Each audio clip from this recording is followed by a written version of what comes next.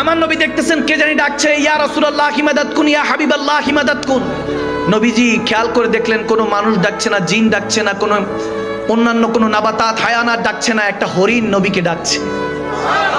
আরো জোরে, আরো জোরে। নবীজি ডাক দিয়ে বলতেছে কে রে? তখন দেখতেছে হরিণ, কাছে গিয়ে দেখতেছে শিকারী হাতে বন্দি। আমরা হাদিসটা অনেকবার শুনেছি, আবার শুনেন, আবার ঈমান তাজা করেন।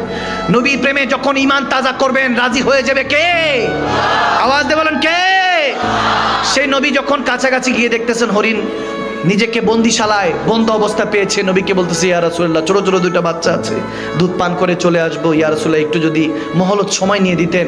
নবীজি দেখলেন এক শিকারীর হাতে বন্দি পড়েছে, শিকারীকে বলল, এই শিকারী, হরিণের দুইটা বাচ্চা আছে, সে দুধ পান করে চলে আসবে, তাকে কি একটু সময় দিবা? শিকারী বলে, কি বলেন? একবার যদি শিকার চলে যায় সেটা কি আর খাঁচায় ফেরত আসে না। যখন বলতেছে যে এটা সম্ভব না, আই ক্যান্ট ডু দিস, এটা আমি করতে পারবো না, আমি এটা দিয়ে পেট চালাই, আর আগে আমাকে বলেন হরিণ আপনার কাছে এই কথা বলছে? শিকারী অবাক হয়ে বলতেছে, এই কথা বললো কখন?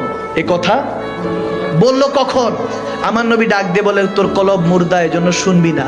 কলব জিন্দা হলে মাখলুকাতের কথাও শোনা যায়, খালেকের কথাও শোনা যায়, ঠিক না?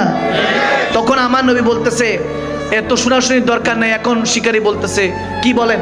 এই হরিণটা বিক্রি করবো, আমারও তো বাল বাচ্চা আছে, তাদের খাবার দাবারের ব্যবস্থা করতে হবে, এ যদি ছেড়ে দেই আর ফিরবে না, আমি কিভাবে চলবো? নবীজি চিন্তা করলেন, না না, রাহমাতুল লিল আলামিন, আমি তো দোনোজনের জন্য রহমত, ওই কাফের ওই শিকারীর জন্য রহমত, হরিণের জন্য রহমত। আওয়াজ দেন, আওয়াজ দেন, আওয়াজ দেন না। কারণ আমার নবী হলেন রাহমাতুল লিল। আমার নবী বলতেছে ঠিক আছে যা।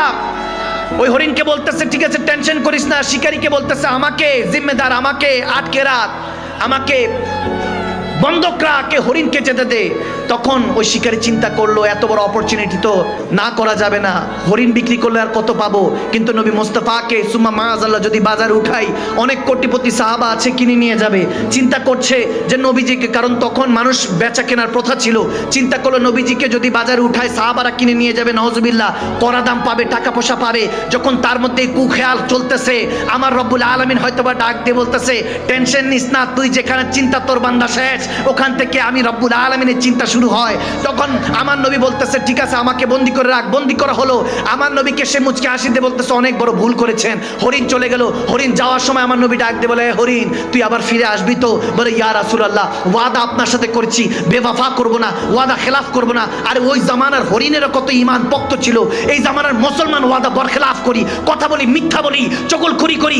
এখন আমাদের মুখের ভাষাগুলি আমাদের এমন বেশ্যা হয়ে গেছে, খারাপ হয়ে গিয়েছে, যখন কথা বলি মিথ্যা বলি, পারফিউমের মতো আমাদের এখন এগুলো অভ্যাসে পরিণত হয়েছে, গুনাহ কোনো কিছু